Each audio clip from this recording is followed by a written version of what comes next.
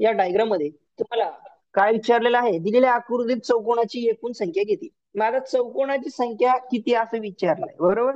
तर मग अशा वेळेस काय करायचं, एकूण चौकोनाची आणि चौरसाची विचारलं तर काय करायचं, हे दोन्ही सांगतो. ओके, एकूण चौकोनाची संख्या विचारलाय तर काय करायचं, पहिला जो रो दिसतोय हा रोला नंबरिंग द्यायची, 1 2 3 4 5, आणि याला पण 1 2 आणि 3.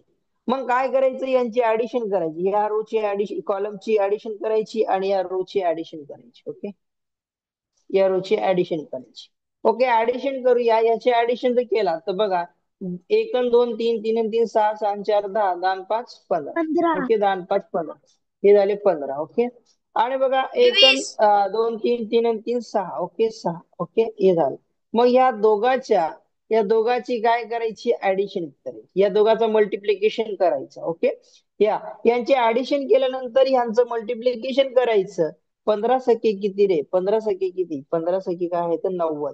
90 काय आहे तुमचे चौकोन आहेत, 90 काय आहे तुमचे चौकोन आहेत. बघा 2019च्या पेपर मध्ये आहे, किती चौकोन आहे तुमचे, 90 चौकोन आहेत, चौकोन.